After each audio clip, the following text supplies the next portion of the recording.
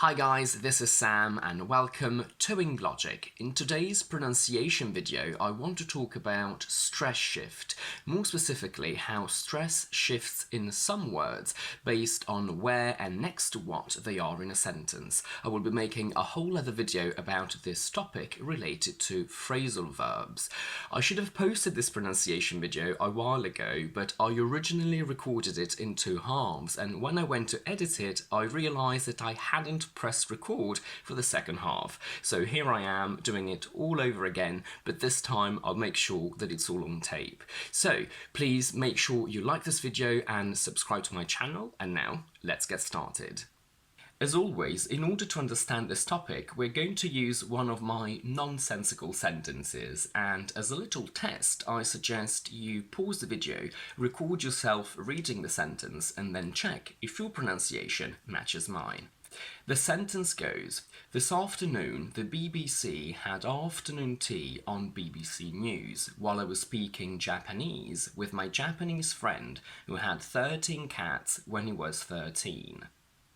I'm now going to read the sentence again, and I want you to bring your attention to these words and see if you notice anything strange and a little bit unusual.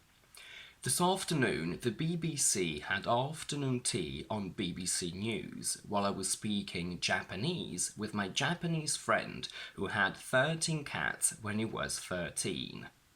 Let's analyse these words, and we will start from the very famous BBC.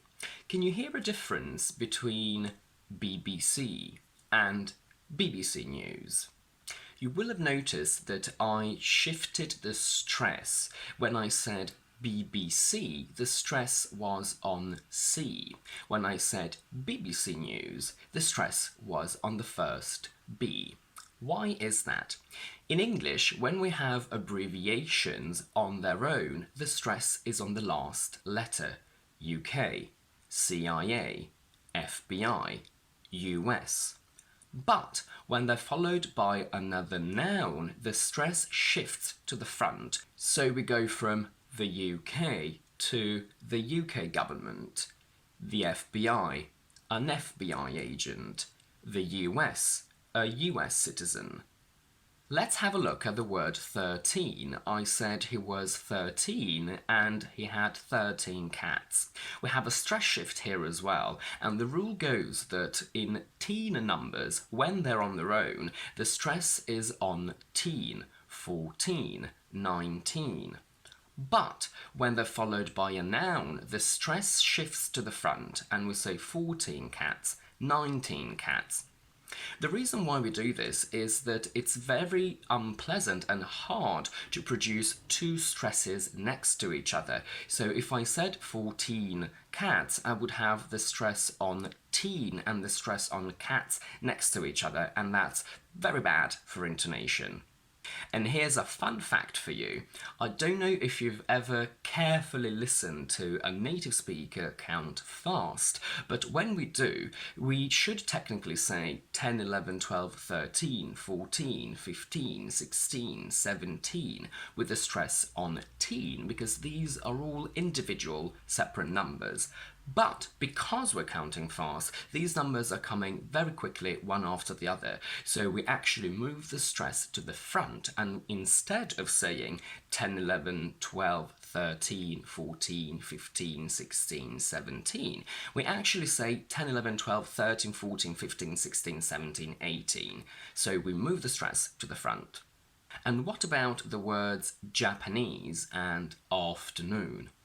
Just like the word 13, these words have a secondary stress. What does that mean? If we look at the word afternoon, we will see that the primary or main stress is on noon, and this is shown in a dictionary by an apostrophe before the syllable that is stressed. So this will appear before the sound n in noon. But you will also see that there is another little apostrophe at the foot before the first R sound, and that describes the secondary stress, meaning that in terms of intonation and stress, the syllable R is not as important as noon, but it's not as insignificant as the syllable ER, which gives the sound O. I would always recommend you check a dictionary to see if a word has a secondary stress, but there are a couple of rules that we can use to spot the ones that do. If a word has enough syllables, the secondary stress will appear 2 syllables before the primary one. So, if we take afternoon, the primary stress falls onto noon, and if we go back 2, we get the secondary stress on R. Same thing for Japanese, for example. A secondary stress appears in adjectives related to nationality ending in "-ese", Chinese, for example. And this is something that I've come up with. I haven't quite found any solid evidence to back me up, but based on my research and observations, a secondary stress appears in opposites of one-syllable adjectives. When we go from known to unknown, unknown is obviously the opposite and it has 2 syllables, and here we have a secondary stress. But again, take it with a pinch of salt because I'm not entirely sure it's a hard and fast rule. Let's see how this shift actually happens. The general rule goes that all of these words on their own have their stress on the last syllable, but when we combine them with a noun, the stress shifts to the front. So, in 3-syllable words, we go from afternoon, Japanese, Portuguese, picturesque, to afternoon tea, Portuguese food. We go from Chinese to Chinese food, from this quantity is unknown to this is an unknown quantity. Not every word has a secondary stress. It's usually nouns and adjectives that do, because the shift occurs when we combine these words to create a noun phrase. And this doesn't happen with verbs, for example. Let's take a look at the word understand. Understand has 3 syllables with the primary stress falling onto stand, so the last syllable. It's basically like afternoon. So technically we have 2 syllables before the main stress, and we should have a secondary stress on un.